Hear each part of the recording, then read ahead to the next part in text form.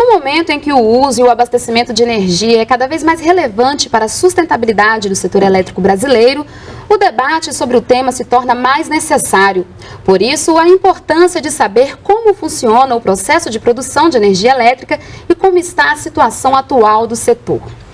André, então como é que se estrutura, o sistema elétrico brasileiro? Olha, o setor elétrico brasileiro ele é estruturado da seguinte forma. Nós temos o órgão que estabelece as diretrizes do setor elétrico. Esse órgão é o Comitê de Energia Elétrica. Ele é representado pelo Ministério de Minas e Energia. Então, o Ministério de Minas e Energia é que estabelece a política pública a ser seguida no setor de energia. E ele tem um suporte com um órgão de pesquisa, que é a EPE, que é a empresa que dá o suporte no planejamento do setor elétrico para o Ministério no estabelecimento da política pública. E depois nós temos o Operador Nacional de Sistema, o ONS, que é o órgão que faz a gestão operacional das usinas e das linhas de transmissão com o menor custo possível, ou seja, da forma mais eficiente. Nós temos um órgão que é a Câmara de Comercialização de Energia Elétrica, a CCE, que faz a contabilização e a liquidação das transações do setor no ambiente regulado, ou seja, no ambiente das distribuidoras. E nós temos a ANEEL. A ANEEL, que é a agência reguladora do setor e que tem por atribuição regular o setor elétrico. Nós temos a atribuição de fiscalizar todas as instalações do setor elétrico no que diz respeito à geração, à transmissão, à distribuição e à comercialização de energia elétrica, e também temos uma atribuição de mediar todos esses conflitos dos agentes setoriais. E além dessas atribuições estabelecidas em lei, nós temos por delegação do Ministério de Minas e Energia a atribuição de promover as licitações do setor, ou seja, tanto no ambiente de geração de energia, como no ambiente de transmissão das linhas da rede básica, como as usinas. Além dessa atuação de regulamentar e fiscalizar, a ANEEL também investe em pesquisa e inovação nessa área? A ANEEL segue uma atribuição no que diz respeito à pesquisa e desenvolvimento e à eficiência energética estabelecida em lei. Então, hoje, o arcabouço legal do Brasil estabelece que 1% das receitas dos agentes que atuam no setor devem ser investidos em pesquisa e desenvolvimento, em P&D. E a ANEEL fiscaliza esse investimento. Então, todos os agentes que atuam no segmento de transmissão, comercialização e geração investem 1%. A exceção é o segmento de distribuição, onde esse número cai para 0,5% para pesquisa e desenvolvimento, mas também é acrescido 0,5% em um item que atribuímos de grande relevância, que é a eficiência energética. Quando se fala em eficiência energética, o que isso significa? Eficiência energética é consumir energia eliminando o desperdício. É a postura do consumidor ou dos próprios agentes setoriais que levem à cultura de eliminação do desperdício. Até nos dias atuais, onde o nosso insumo é de grande valia. Hoje o Brasil tem um parque gerador que é baseado nas hidráulicas. Água é um insumo hoje que deve ser bem aproveitado. Então não é condizente o uso com a cultura do desperdício. Então nós estamos fazendo esse trabalho forte de conscientização do consumidor no setor elétrico para que elimine o desperdício nos seus hábitos diários.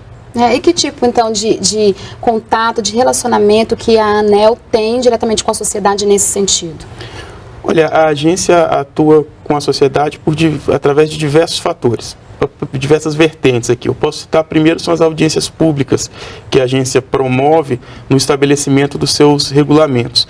Depois nós temos as campanhas que fazemos, que a própria agência faz, ou então as próprias agentes regulados pela ANEEL, que são as distribuidoras de energia, que atuam com foco na eficiência energética, fazem para os seus consumidores. Nós temos cartilhas, nós temos informações em nosso site, então há toda uma preocupação nessa linha de conscientizar o consumidor, ainda mais nos dias atuais, em que vivemos essa crise de hidraulicidade. Então, a gente observa que falta água, tem estados no país que tem dificuldade de água para o consumo humano, e nós também, o setor elétrico vive da mesma dificuldade, assim, falta água também para geração de energia. E hoje a principal fonte de energia no Brasil seria a água, são as hidrelétricas ou existem outras fontes? Olha, o Brasil tem uma característica peculiar em comparação com os outros países do mundo, que é a nossa matriz elétrica. A nossa matriz elétrica, ela é toda renovável. Nós temos o que baliza o crescimento no país até os dias atuais, são as hidrelétricas, as usinas hidrelétricas de grande porte que geram através de água. Mas desde 2000, por orientação do governo federal, nós começamos a diversificar essa matriz. E ela foi diversificada através da introdução das usinas eólicas, das usinas termoelétricas, a biomassa, ou seja, a gente usa o bagaço de cana-de-açúcar para gerar energia, que também é uma geração renovável. Introduzimos também usinas a gás natural. E a partir de 2012 começamos a introduzir no nosso setor elétrico, na nossa matriz elétrica, a fonte solar. E por que esse delay de tempo, se o sol é tão intenso no nosso país? Ou seja, nós temos índices de irradiação que superam em muito a irradiação dos países europeus. Eu quero dizer que o nosso pior índice de radiação, onde o sol é mais fraco, está lá nos estados do sul, Santa Catarina. Mesmo assim, esse índice é superior ao melhor índice de países como a Alemanha, que tem hoje praticamente 30 mil megawatts instalado de usina solar. E esse delay se deu pelo custo da tecnologia. O Brasil, por ter optado, e até por uma característica física do nosso país, de ter esse potencial hidráulico que passou a ser explorado, então nós temos um parque gerador praticamente todo renovável. E se a gente pega o ano de 2013 de referência, 78% da energia gerada no Brasil em 2013 é oriundo de fontes renováveis. Quando se faz uma comparação com o mundo, o patamar mundial é de 21%. Então a gente observa um viés muito renovável da matriz elétrica brasileira. Isso significa dizer que os produtos fabricados pela indústria nacional, os carros, que temos uma indústria automobilística forte, são produzidos com energia renovável, diferente do que acontece em outros países do mundo. E pelo fato de termos esse expressivo percentual de energia renovável, a questão da energia solar, que também é uma fonte renovável importante, mas ela tinha uma condicionante que era o custo. O custo da geração solar ainda é um pouco alto, mas caiu substancialmente nos últimos 2 anos. Mas lá em 2010 era muito elevado o custo do megawatt que a gente extraía pela tecnologia solar. E como o Brasil já tinha um viés todo renovável, por meio da hidráulica, por meio da eólica e por meio de um combustível que só existe no Brasil para geração de energia elétrica, que é o bagaço de cana-de-açúcar, então o governo optou como política pública aguardar o momento adequado de preço para não onerar demasiadamente a sociedade brasileira. Esse momento aconteceu a partir de 2012, quando a ANEEL, com um regulamento seu, estimulou a geração distribuída, ou seja, aquela energia que é gerada na residência dos consumidores. Os consumidores podem colocar placa de energia em sua residência, injetar essa energia produzida no sistema de distribuição e ao final do mês faz uma compensação. O quanto consumiu, o quanto injetou, ele paga-se o remanescente. E se o consumidor tiver crédito, ele carrega esse crédito, como em qualquer programa de milhagem, por 36 meses. Então isso hoje já é uma realidade, a questão da energia solar?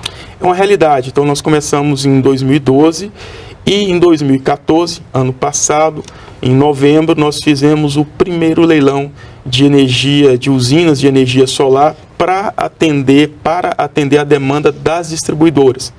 Então nós temos 2 vertentes de expansão da energia solar. O primeiro é na geração distribuída, quando o consumidor gera sua própria energia, e aqui pode ser o consumidor residencial, o consumidor comercial e também o industrial. E a segunda vertente é a geração solar concentrada, ou seja, é o painel próprio, uma usina para geração de energia, que diante dos preços que passaram a ser competitivos e pelo fato da fonte ser renovável, então em 2014 nós identificamos um momento adequado para então iniciar esse processo de inserção da solar no atendimento à necessidade, à demanda das distribuidoras de energia. Em termos de tecnologia e inovação, quais as ações que estão sendo feitas para aumentar a capacidade de geração de energia aqui no Brasil? Veja, o país ele exige, para suportar o seu crescimento, a adição de praticamente 7.000 megawatts de potência instalada todo ano. Então, o Brasil é um país que tem uma economia em crescimento e é necessário, também diferente de outros países do mundo, onde só enfrentam o crescimento vegetativo. Eu estive até em Portugal ano passado, numa missão governamental, onde o parque instalado de Portugal é de praticamente 18.200 megawatts e ele é estabilizado, ele fica nesse patamar. O Brasil instala quase meia Portugal todo ano para atender o crescimento do país. Então, nós temos que estar sempre estimulando as fontes. E esse crescimento, ele se dá, sobretudo, pelas hidráulicas. Nós ainda temos um potencial hidráulico grande a ser explorado. O Brasil tem um potencial hidráulico estimado de mais ou menos 260.000 megawatts. Sendo que, se a gente considerar áreas indígenas, área de proteção ambiental, a gente pode explorar, Juliana, com, digamos assim, com certeza, a gente pode contar com 150.000 megawatts. E desses 150.000, metade já foi explorado. Então, ou seja, do nosso potencial, 1/3 já foi explorado, 1/3 está em área de proteção ambiental, área de reserva indígena, então, por essas condições não pode ser explorado, e o outro 1/3 está por ser explorado. Esse outro 1/3 que está por ser explorado, ele está concentrado na região norte do país. Se a gente observar as outras regiões do país, praticamente nós já esgotamos os potenciais hidráulicos. Mas eles respondem apenas pelo 1/3 de toda a capacidade que temos. Então, a grande fronteira agora de avanço de usinas hidráulicas, das hidrelétricas, vai ocorrer na região norte do país. E já está ocorrendo. Então, nós temos hoje 3 grandes usinas, 3 megas usinas em construção. Temos a usina de Jirau, a usina de Santo Antônio, no Rio Madeira. Santo Antônio com mais ou menos 3.500 megawatts, Jirau um pouquinho maior, com 3.750. E temos o Rio Xingu, com a usina de Belo Monte, que são 11.233 megawatts. E temos ainda a fronteira do Tapajós, que é o que vai passar a ser explorada, onde nós estamos no processo de licenciamento ambiental, realizando todas as oitivas com a sociedade, com as comunidades indígenas, para a construção da usina de São Luís do Tapajós, que é uma usina grande também, com mais ou menos 8.000 megawatts de potência instalada. E ao se indicar essa fronteira na região norte do país, a gente também pode fazer uma constatação. O centro de consumo do país é o sudeste e centro-oeste. Então, isso significa que nós vamos ter que ter forte investimento em linha de transmissão, para trazer esse elétron lá do norte para o centro de consumo do país. Agora, a nossa fronteira, então, além da hidráulica, ela se dá pelas eólicas. As eólicas começaram a ser implantadas no Brasil nos últimos 10 anos.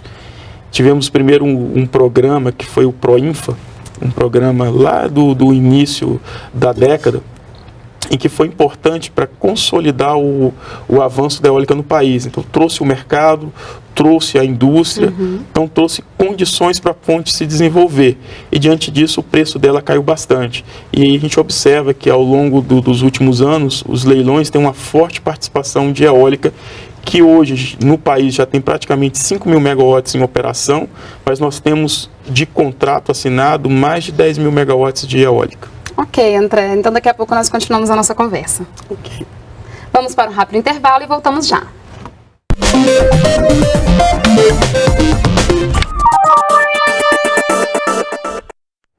Estamos de volta com Conexão Ciência. O convidado de hoje é André Pepitone da Nóbrega, diretor da Agência Nacional de Energia Elétrica, ANEEL. O tema de hoje é produção de energia elétrica.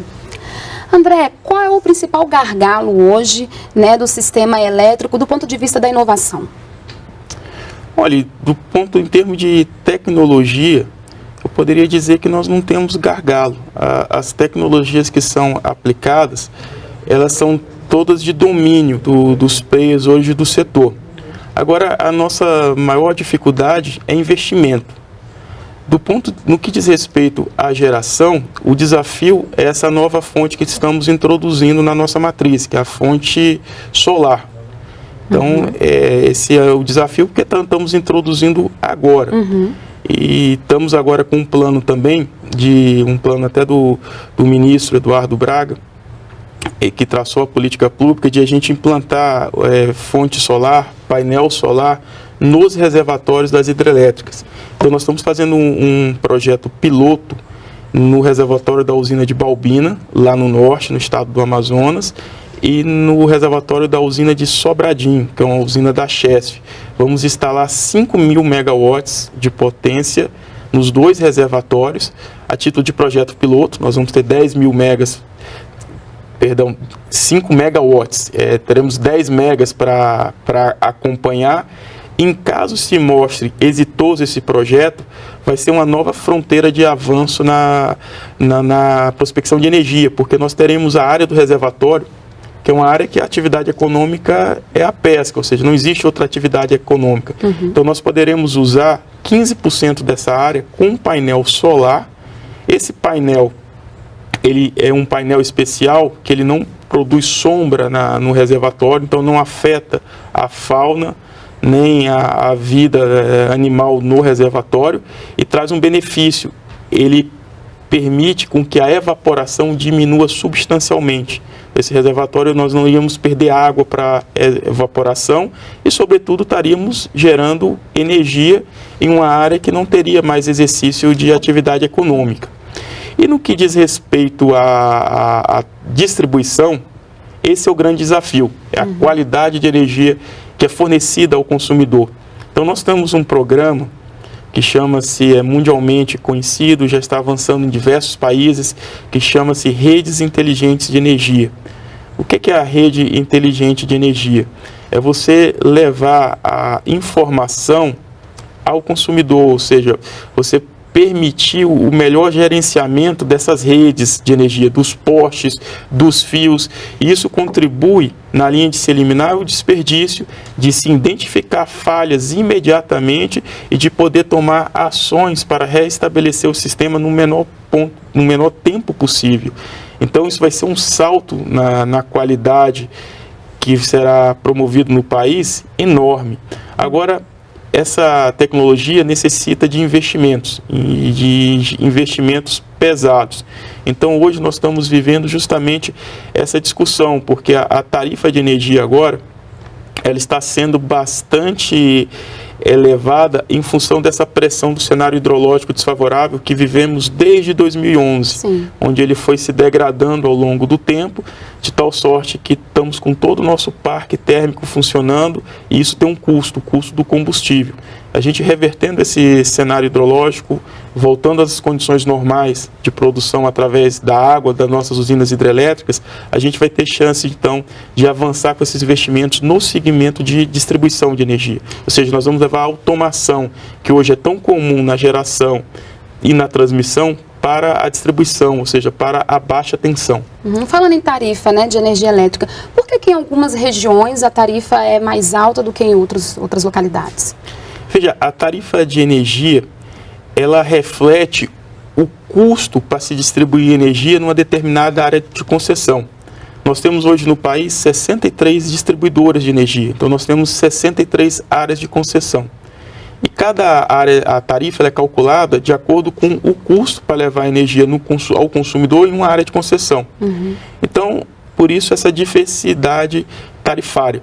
Então, a gente pode pegar como exemplo o estado de São Paulo, a capital do São Paulo, que se chama a cidade de São Paulo, que é atendida pela Eletropaulo, que é uma das maiores distribuidoras do país. A gente identifica ali uma área plana, alta concentração de consumidores. Então, não se tem muito custo, digamos assim, em ativos para levar energia aos consumidores. Estão todos concentrados, então tem um grande consumo e não precisa de muita linha para distribuir. Ao exemplo de um estado como Tocantins, que é um estado grande, onde tem os consumidores bem pulverizados ao longo do estado, e nós precisamos de redes elétricas para atender ao consumidor. Então, é mais ou menos essa a lógica da diferença de tarifa. Então, cada área de concessão, a tarifa reflete o custo para atender os consumidores de cada uma dessas áreas. Você falou também a questão das hidrelétricas, né, que estão sendo construídas. Essas empresas, elas também têm a obrigação de, construindo essas hidrelétricas, também de gerar benefícios para a sociedade ao redor, né? A ANEEL também é responsável pela fiscalização disso? Olha, a questão dos programas de benefício, são oriundos do licenciamento ambiental. Então, é na fase de licenciamento ambiental em que a discussão, que geralmente é promovida pelo IBAMA, ou então pelo órgão ambiental do Estado, caso o empreendimento seja de menor porte e esteja praticamente na área daquele Estado, é que, junto com o empreendedor e a sociedade afetada, é que discute qual vai ser, então, esses programas de compensação ambiental, e que por ele passa a construção de escolas, construção de hospital, alguns melhoramentos que podem ser feitos. Agora, essa é uma relação dos órgãos ambientais com o empreendedor. Não cabe à ANEEL a fiscalização desses eventos. O que cabe à ANEEL fiscalizar é que para se iniciar a construção de um empreendimento desse, o empreendedor deve ter duas autorizações do governo. A primeira, a autorização da ANEEL, e o segundo é a autorização ambiental, que se dá pelo instrumento de um documento chamado licença de instalação. Então, a ANEEL fiscaliza que o empreendedor não pode iniciar as obras se ele não detiver a licença de instalação. E para deter essa licença de instalação, então, ele tem que estar avançado nesses programas que pactuou com o órgão ambiental. A criação da ANEEL marcou de alguma forma a reestruturação do sistema como um todo? O que ela trouxe de diferencial? Olha, a ANEEL é um órgão relativamente novo. Foi criado na lei em 96 e adquiriu estrutura operacional praticamente no final de 97. A gente pode dizer que a ANEEL começou a desempenhar suas atividades no ano de 98. E se a gente pegar os últimos 18 anos, a gente vai ver que diferença o país tem na área de energia. Primeiro, na questão da geração. Quando a ANEEL foi criada, o parque gerador era quase que exclusivamente hidrelétrico. Nós ficávamos completamente dependentes do regime de chuvas do país. Outro ponto é a interconexão dos sistemas. De lá para cá, a ANEEL avançou bastante nos leilões que promoveu em linha de transmissão. O país hoje é um país totalmente interconectado. Então, do ponto de vista elétrico, tanto faz você estar em Porto Alegre ou em Manaus, é o mesmo ponto elétrico, quando naquela época a realidade não era essa. Outro diferencial que eu gostaria de pontuar é a qualidade da energia. A agência introduziu mecanismos regulatórios de eficiência, buscando a eficiência econômica nas transações no segmento de distribuição. A qualidade da energia, que ainda não é a desejável, temos que trabalhar muito, tem muito a ser feito ainda, mas se a gente comparar a quantidade, a frequência de interrupção e a duração de interrupção no país naquela época e agora, esse número avançou bastante, ou seja, o consumidor tem uma qualidade muito superior no serviço que lhe é prestado em relação a 98. E outro ponto é a relação com o consumidor. O consumidor agora é ouvido. Nós temos, então, as ouvidorias de cada distribuidora, nós temos as ouvidorias das nossas conveniadas, as agências reguladoras do Estado, e nós temos a ouvidoria da ANEEL. Então, o consumidor agora, hoje, ele é ouvido. Nós temos indicadores de qualidade no que diz respeito à reclamação, a tempo de tratamento dessas reclamações. Então, acho que o grande marco que pode ser apresentado é a qualidade. Como disse, há muito a ser feito, mas nós melhoramos significativamente. Ok, André. Então, muito obrigada pela entrevista e até uma próxima oportunidade. Obrigado, foi uma satisfação estar aqui com vocês.